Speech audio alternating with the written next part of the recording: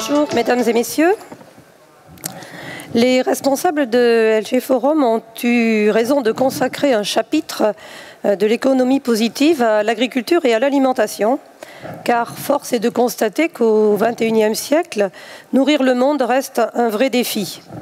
Il va falloir produire plus et mieux, produire mieux dans le respect de la terre, mais ne l'oublions pas non plus, il faudra aussi permettre à des populations de plus en plus nombreuses et de plus en plus urbaines d'accéder à une alimentation à des prix raisonnables, tout en permettant à chaque maillon de la chaîne, et notamment aux producteurs, d'avoir une activité profitable. L'activité alimentaire et agricole est aujourd'hui sous tension, avec d'une part l'évolution de la demande et d'autre part l'apparition de nouveaux phénomènes comme le changement climatique qui entraîne une forte volatilité des prix. La question de la production agricole et alimentaire est devenue complexe et les nouvelles attentes des consommateurs ainsi que la nécessité de préservation des ressources naturelles en rajoutent. Mon propos, je l'espère, vous montrera que les acteurs agricoles sont optimistes et sont positifs et qu'il est possible de relever ce défi. Premier élément positif, l'augmentation de la demande alimentaire. Elle repose sur trois facteurs essentiellement. 1. L'accroissement démographique. 2. L'amélioration du niveau de vie des populations. Et 3. L'urbanisation de ces populations. Les besoins croissants, tout d'abord. La population mondiale augmente actuellement au rythme de plus d'1 milliard de personnes tous les 15 ans. De 7 milliards de bouches à nourrir aujourd'hui, nous allons passer à 9,5 milliards en 2050. Le terrien moyen consomme directement ou indirectement environ 340 kg d'équivalent céréales par an, les céréales étant l'aliment de base pour bon nombre de pays. Pour simplement maintenir les niveaux actuels de consommation, il faudra donc produire 850 millions de tonnes de céréales en plus en 2050, soit près de 2 fois la production céréalière actuelle des États-Unis. Si l'on ajoute le million de personnes malnutries à l'échelle de la planète, c'est encore plus qu'il faudra produire. Produire plus est donc une nécessité au nom de l'humanité et du respect des besoins élémentaires des populations. En parallèle, la progression de la demande apparaît très largement soutenue par l'accroissement de la demande mondiale en protéines animales. Chaque fois que des populations améliorent leur niveau de vie, lorsqu'elles migrent des campagnes vers la ville, elles souhaitent consommer davantage de viande, surtout des viandes blanches, des viandes de volaille et des viandes de porc. Cela explique le besoin croissant en céréales et en graines oléagineuses et protéagineuses. Ceci s'observe de façon très importante en Chine, en Inde ou au Brésil, qui captent à eux seuls plus de 50% de la consommation de soja aujourd'hui. Mais cela explique aussi que la plante la plus cultivée est une plante très productive dans le monde, le maïs. Au-delà des volumes croissants attendus, nous devons aussi intégrer des changements qualitatifs. Les consommateurs achètent de plus en plus de services en achetant les produits alimentaires. Qualité, santé, praticité, convivialité, respect de l'environnement. Les produits alimentaires font l'objet de conditionnement et de transformation de plus en plus poussés, première, deuxième, troisième et maintenant quatrième transformation, mais aussi une attente très forte en matière de traçabilité de ces mêmes produits. Partout dans le monde également, la consommation hors domicile se développe. Dans les restaurants, les cantines d'écoles, d'hôpitaux, d'entreprises, elle représente aujourd'hui 30% de notre alimentation. Dans les pays développés, bien sûr. À cela s'ajoute également la déstructuration des repas qui ne se prennent plus majoritairement à table. L'alimentation est cosmopolite et multiculturelle. Le hamburger d'origine allemande, le kebab du Proche-Orient, la pizza italienne et le sushi japonais ont traversé toutes les frontières et constituent aujourd'hui, où que nous soyons, les 5 best-sellers de la World Food. Parallèlement, des modes de consommation que certains qualifient d'alternatifs font leur apparition et c'est tant mieux. Du slow food au drive fermier, mais sans oublier les AMAP qui seront présentés tout à l'heure et également les locavores. Aussi, l'industrie agroalimentaire de la planète a un rôle très important à jouer dans la chaîne alimentaire, notamment en matière d'innovation produit pour nous offrir cette alimentation diversifiée, qualitative et répondant à de multiples attentes, à des modes de vie différents et à des moments de vie différents. Troisième élément, l'urbanisation croissante. L'ONU annonce en effet que la population urbaine dépassera les 60% d'ici 2030. Déjà aujourd'hui, 1 terrien sur 2 est citadin. Cela crée des populations fortement dépendantes d'un approvisionnement extérieur. Ce n'est pas vraiment un problème dans les pays riches, si l'on peut dire, mais c'est bien plus compliqué dans les pays émergents ou en développement qui accueilleront 2 citadins sur 3 en 2050. Il est unanimement reconnu, et la FAO l'a souligné, que les citadins défavorisés, dont le nombre augmente, sont plus vulnérables que leurs homologues ruraux quant à leur approvisionnement alimentaire, car les solidarités de proximité opèrent moins. Certaines dépenses obligées pour le logement et le transport notamment sont en concurrence avec la nourriture pour leurs maigres ressources. Dans les zones de la planète fortement déficitaires en céréales comme l'Asie ou l'Afrique, où le recours au marché mondial s'imposera de plus en plus, cela se traduit par des tensions fortes sur la question de la sécurité alimentaire et donc sur la question de la stabilité politique. Analysons ensemble ces tensions et ces volatilités. L'alimentation est sous de multiples tensions et la traduction la plus évidente est la volatilité des prix des matières premières alimentaires, que ce soit le blé, le riz, le maïs, le sucre ou le café, mais aussi de produits animaux comme le lait. Quels en sont les symptômes? Il n'y a pas si longtemps, des images venues dans notre âge sont réapparues à la une de la presse, celles des émeutes de la faim. Rappelez-vous, en janvier 2007, c'est au Mexique que pour la première fois le phénomène réapparaît. Près de 100 000 Mexicains défilent pour protester contre l'augmentation de plus de 40% du prix de la tortilla, base de l'alimentation des classes populaires, en raison majoritairement de l'explosion du prix du maïs aux États-Unis. En mars 2008, on assiste à Rabat à des manifestations de rue au cours desquelles de durs affrontements avec la police provoquent la mort de plusieurs personnes. Au mois d'avril de la même année, c'est en Égypte que les émeutes de la faim font 5 morts et 300 blessés. Dans notre mémoire collective d'Occidentaux bien nourris, ces manifestations rappellent des événements très lointains mais douloureux. Cela ne veut pas dire que l'on croyait que chacun était bien nourri et mangeait à sa faim, loin de là. Mais voir des populations urbaines manifester avec violence contre la hausse des prix du pain avait de quoi surprendre. En France, dans un contexte très différent, en 2008, les associations de consommateurs s'étaient émues de la hausse des produits de base, des prix des produits de base, comme les pâtes, le beurre ou le lait UHT, et des conséquences pour les personnes à faible pouvoir d'achat. Sur la planète, les prix agricoles, les prix des denrées alimentaires n'ont jamais été aussi volatiles. Je cite, plus 200% d'augmentation du cours du blé en un an, entre juin 2006 et septembre 2007. Et l'année suivante, une baisse de 120% du prix de ce même blé. Qui peut supporter de telles variations de prix? Pas l'agriculteur, qu'il soit céréalier ou qu'il soit éleveur, pour nourrir ses animaux, ni les industriels qui ne peuvent pas toujours répercuter à la hausse, à leur aval, leurs augmentations de charges, encore moins les consommateurs qui doivent se nourrir quoi qu'il arrive. Donc ces fluctuations sont néfastes pour l'ensemble des acteurs de la chaîne alimentaire, mais ces tensions s'exacerbent. Approfondissons les causes. Les causes de la volatilité ont fait l'objet de nombreux rapports. Les marchés agricoles sont naturellement volatiles du fait de la confrontation d'une demande peu compressible, en hausse ces derniers temps, et d'une offre par essence variable et imprévisible du fait des aléas climatiques. Mais certains facteurs ont contribué à amplifier ces phénomènes et ont été pointés du doigt. Au premier rang de ces phénomènes, on retiendra le démantèlement des politiques publiques de régulation en matière de gestion des marchés sous la pression de l'Organisation mondiale du commerce. Concernant l'Europe, c'est l'évolution de la politique agricole commune qui a renoncé à ces mécanismes, mais d'autres pays également, et les stocks auparavant possibles, les stocks stratégiques d'alimentation, se sont peu à peu amoindris pour atteindre des niveaux historiquement bas en 2008 ou en 2012. Nous n'avions que 2 mois de stock disponibles en cas de pépin. Ils avaient donc un niveau insuffisant pour pouvoir jouer un rôle de régulateur. Et des choix politiques d'embargo, par exemple, comme l'avait fait la Russie, ont également contribué à augmenter la pression. Deuxième facteur, on assiste à une augmentation de la violence et de la récurrence des événements climatiques.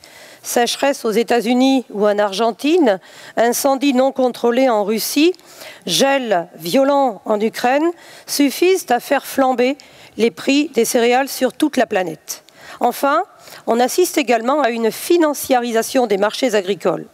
Des fonds d'investissement ont en effet profité des tensions sur les prix des matières premières agricoles pour investir sur ces marchés devenus un refuge après la crise de l'immobilier et des subprimes dans un contexte de crise financière internationale. Aujourd'hui, les marchés sont à la merci de chocs de toute nature. Ces facteurs de tension s'ajoutent aux déséquilibres structurels avec une offre classique et une demande en forte augmentation. Alors il est temps de réagir et des solutions existent. Quelles sont-elles et de quelle nature sont-elles? La première solution, c'est qu'il faut repenser des politiques de régulation. La FAO le dit, les ONG le disent, que ce soit au nord ou au sud, toutes les organisations d'agriculteurs le disent aussi. Cette régulation, elle doit intervenir au niveau mondial. Elle a été débattue lors du G20. Elle a été portée par le gouvernement français pour arriver en juin 2011 à une proposition dans le cadre du sommet de Cannes. Réexaminer la question des stocks stratégiques, tel que le disait Henry Kissinger avec l'arme verte, le Green Power, tel qu'évoqué à l'époque. Il faut améliorer la connaissance. Lorsqu'il y a spéculation, c'est très souvent sur la peur de manquer. Connaître à la fois les productions et les stocks dans les différents pays permet de limiter la spéculation, d'avoir plus de fiabilité, et on ne peut pas dire que malgré les moyens modernes de quantification, il y ait eu une amélioration de la connaissance des stocks. Qui peut dire aujourd'hui quels sont les stocks détenus par la Chine? Personne. À la fin du G20 a été mis en place un outil appelé AMIS, Agricultural Market Information System, qui n'est malheureusement pas très opérationnel. Enfin, l'outil existe, charge à nos décideurs de le faire fonctionner.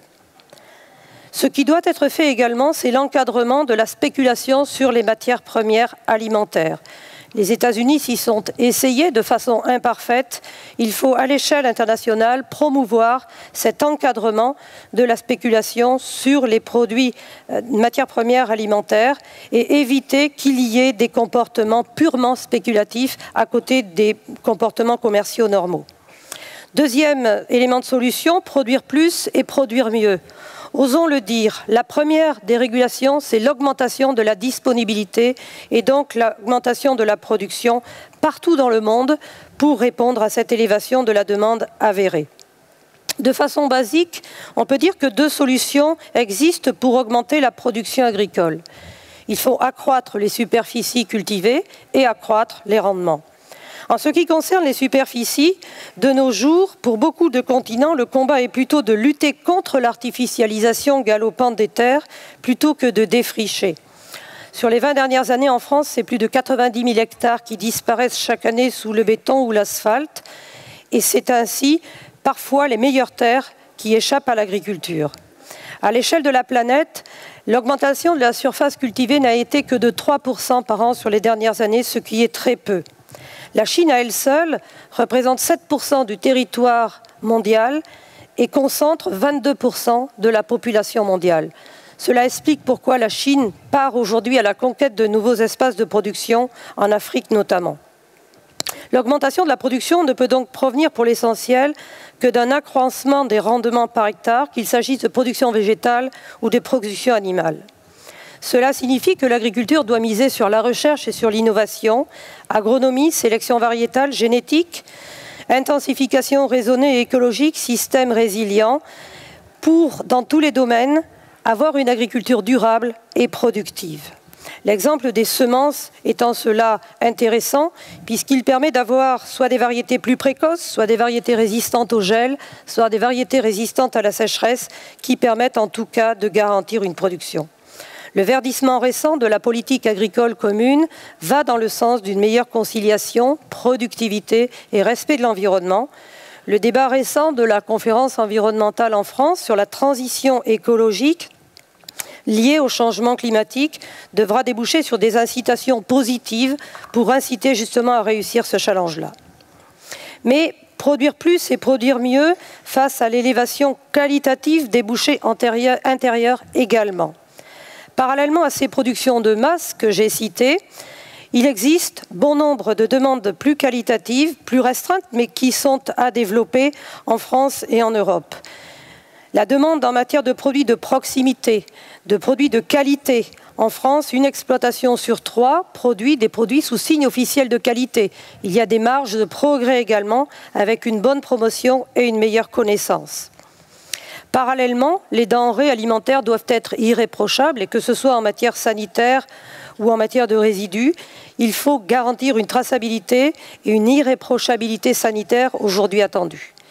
L'épisode d'Escherichia coli sur des pousses de soja bio en Allemagne a eu des conséquences dramatiques, notamment pour certains producteurs de légumes qui ne s'en sont pas remis économiquement, mais aussi pour la confiance des consommateurs, qui peut être régulièrement mise en doute, comme cela a été le cas récemment avec le Horsegate. La médiatisation des accidents sanitaires est forte, et que ce soit en France, en Europe ou en Chine, on a vu qu'à chaque fois, il faut de longues semaines pour reconquérir la confiance parfaite des consommateurs. Et puis un sujet que je ne peux passer sous silence, tant il est important à nos yeux de producteurs agricoles, c'est la question du gaspillage alimentaire. Certes, il faut produire plus, mais il faut surtout gaspiller moins. La FAO a publié des chiffres édifiants. Chaque année, c'est 1,3 milliard de tonnes de nourriture qui est perdue ou gaspillée, soit un tiers des aliments produits dans le monde. Au nord, c'est du gaspillage par négligence, avec beaucoup de produits jetés. Je rappelle le chiffre effrayant, chaque Français jette l'équivalent de 20 kg de nourriture par an, dont 7 kg parfaitement emballés. C'est un gâchis qui représente une perte de 400 € par an et par foyer. Mais dans les pays du Sud, c'est davantage les difficultés d'organisation, de logistique, de stockage, de transport qui font que les récoltes sont perdues au champ. Il y a donc un besoin d'organisation et d'accompagnement pour éviter ce gaspillage qui est préjudiciable d'abord aux producteurs. La FAO en a fait un cheval de bataille fort. Le ministre de l'Industrie agroalimentaire, Guillaume Garot également, et notre organisation, la FNSEA, appuie pleinement. Tant pour nous, agriculteurs, il est aberrant de jeter ces produits qui ont une valeur, ces produits alimentaires. Nous serons donc présents sans réserve le 16 octobre prochain pour la première journée nationale de lutte contre le gaspillage alimentaire organisée dans notre pays. En conclusion, et pour respecter le temps qui m'est imparti, je voudrais terminer en disant que le défi qui est devant nous en matière alimentaire est immense. Il s'agit de produire suffisamment de nourriture pour satisfaire les besoins de tous les hommes en quantité et en qualité, et ce, de façon durable. Les agriculteurs, où qu'ils soient sur la planète, sont prêts à relever ce défi et ont toutes les raisons de rester positifs. La France, l'Europe sont bien placés, non seulement en raison de l'organisation et des atouts pédoclimatiques de nos différents pays, en raison aussi d'un climat tempéré, jusque-là sans trop d'aléas climatiques, comme peuvent les connaître d'autres pays. En raison également d'une tradition historique d'attachement à l'alimentation, au bien manger et au bien vivre qui caractérise la culture de notre pays. L'importance de l'agriculture dans notre pays est à l'image de l'importance que les Français attachent à leur alimentation. C'est une vraie chance et c'est un aspect extrêmement positif. Cependant, nous ne pouvons pas faire d'angélisme. L'agriculture est une activité productive, économique, et la compétition est rude. Face à l'appel d'air des marchés européens et internationaux, face à des carnets de commandes qui sont pleins, beaucoup de pays se positionnent pour être présents dans la course de ces marchés-là. Il est donc nécessaire d'avoir des politiques d'accompagnement, de modernisation, de structuration des producteurs afin de construire des filières organisées et plus efficaces. La puissance publique l'a compris, qui continue à accompagner les politiques agricoles. Enfin, il faut aussi veiller à ce que la concurrence soit équitable. Aujourd'hui, lorsque pénètrent sur le territoire français des produits fabriqués avec des produits phytosanitaires, par exemple, non homologués dans notre pays, ou quand certains pays, de surcroît européens, font du dumping social avec des intérimaires ou des salaires précaires, eh bien, il y a distorsion de concurrence et danger pour le maintien d'un certain nombre d'exploitations, notamment les plus petites, dans notre pays. Vous voyez bien qu'il y a derrière l'enjeu alimentaire et l'enjeu de la satisfaction des besoins alimentaires, des enjeux de société, des enjeux de physionomie des territoires ruraux, où qu'ils soient, en Normandie comme ici, ou dans les Cévennes ou dans l'ouest de la France. Bref, il s'agit là d'une culture économique et alimentaire qu'il faut vraiment faire prévaloir. Mais si nous sommes optimistes, c'est aussi parce que la France a toujours épaulé son agriculture. Elle l'a épaulée aussi par intérêt. L'agriculture, c'est aujourd'hui 12,4 milliards d'euros en positif dans la balance commerciale. Ça compte au moment où la balance commerciale française est déficitaire de 70 milliards d'euros. L'agriculture et tous ces secteurs satellites, c'est 14% des emplois français. C'est important au moment où le chômage sévit de façon forte dans notre pays, mais c'est aussi 70 000 emplois non pourvus. L'agriculture embauche et nous voulons le dire. Et puis l'agriculture, c'est également le rayonnement d'une gastronomie que beaucoup de pays nous envient. Les agriculteurs que nous sommes en sont fiers et c'est chaque jour un travail patient pour garder cette excellence alimentaire. Je vous remercie de votre attention.